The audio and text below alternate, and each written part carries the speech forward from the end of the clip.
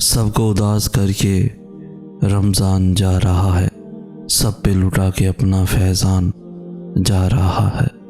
آیا تھا گھر اپنے قسمت ہماری بن کے، بھیجا تھا جو اللہ نے وہ مہمان جا رہا ہے۔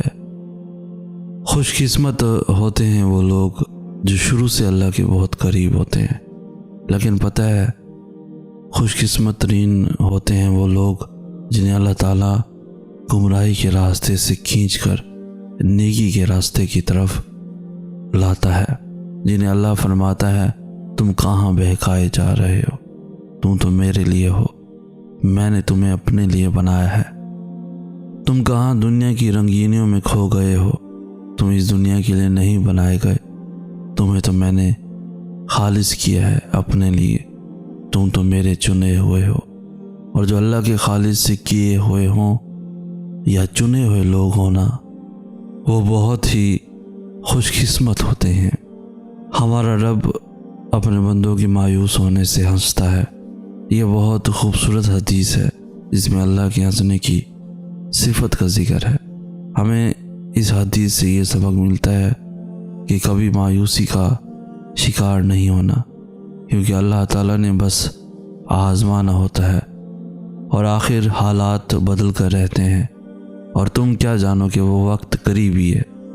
رسول اللہ صلی اللہ علیہ وآلہ وسلم نے فرمایا، ہمارا رب اپنے بندوں کے مایوس ہونے سے ہنستا ہے، جبکہ اللہ کی طرف سے ان کی حالت بدلنے کا وقت قریب ہوتا ہے۔ وہ کہتے ہیں، میں نے عرض کیا، اللہ کے رسول، کیا رب ہنستا ہے؟ آپ صلی اللہ علیہ وآلہ وسلم نے فرمایا، ہاں تو میں نے عرض کیا، تب تو ہم ایسے رب کے خیر سے ہرگز محروم نہ رہیں گے جو ہنستا ہے۔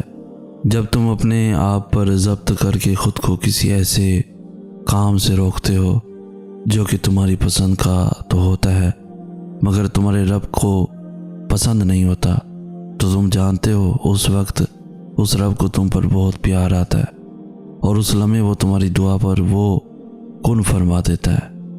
تم آج اس کی رضا قبول کر لو اور پھر وہ تمہیں تمہاری رضا نصیب کر دے گا۔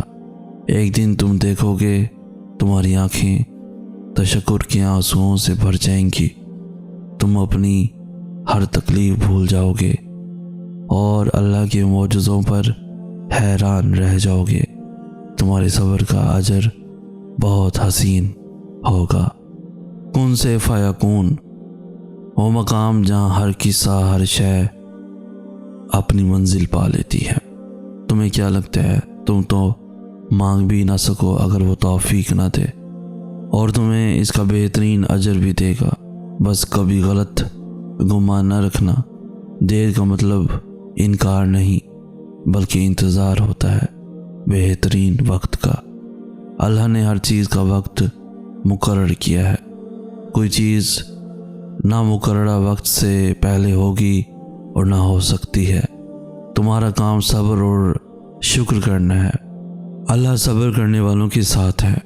ایک روزے دار کی طرح صبر کرو جب وہ کسی دسترخوان پر بیٹھا ہوتا ہے، مشروبات، لوازمات، کئی قسم کے کھانے اس کے سامنے پڑے ہوتے ہیں، اور وہ صبر کرتا ہے آذان کا اور اپنے رب کے اذن کا۔ وہ اللہ ہے نا، وہ سب کر دے گا، اور پھر تمہارا دل بھی راضی ہو جائے گا۔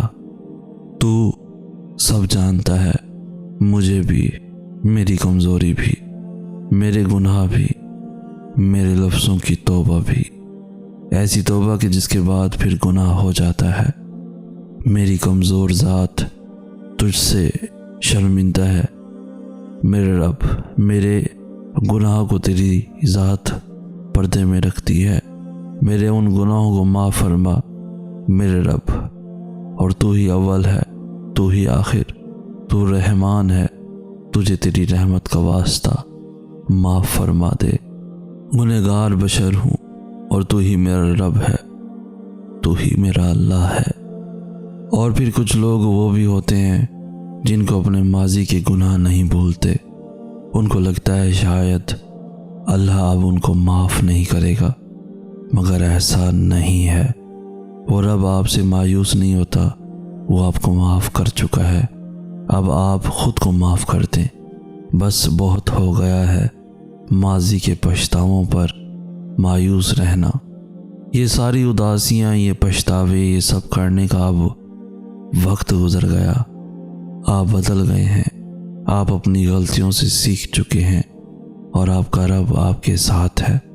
وہ آپ سے بہت محبت کرتا ہے۔ برا وقت گزر چکا ہے اور مستقبل بہت بہتر ہوگا انشاءاللہ۔ اللہ فرماتا ہے زیادہ سوچنا، شکایت کرنا، خود پر بہت زیادہ دباؤ ڈالنا بند کرو، اس کے بجائے مجھ پر اعتماد کرو۔ تمہارا مجھ پر بھروسہ کہاں ہے؟ میں تم سے زیادہ تم سے محبت کرتا ہوں۔ میں اپنے بندوں کو مایوس نہیں ہونے دوں گا۔ اللہ کو پانا سب سے بڑی حقیقت کو پانا ہے۔ کوئی آدمی جب اللہ کو پاتا ہے تو اس کے اندر ایک ایسی بے چینی پیدا ہوتی ہے جو اس کی ساری زندگی کو ہلا کر رکھ دیتی ہے۔ وہ ایک نیا انسان بن جاتا ہے، اس کی سوچ نئے رخ پر چلنے لگتی ہے، اس کا عمل کچھ سے کچھ ہو جاتا ہے۔ وہ اپنے آپ کو قیامت کے ترازو پر کھڑے ہونے سے پہلے ہی اپنے آپ کو قیامت کی ترازو پر کھڑا ہوا محسوس کرنے لگتا ہے۔ اللہ تعالیٰ تمہیں اسی چیز سے آزماتا ہے جو تمہیں سب سے زیادہ عزیز ہوتی ہے۔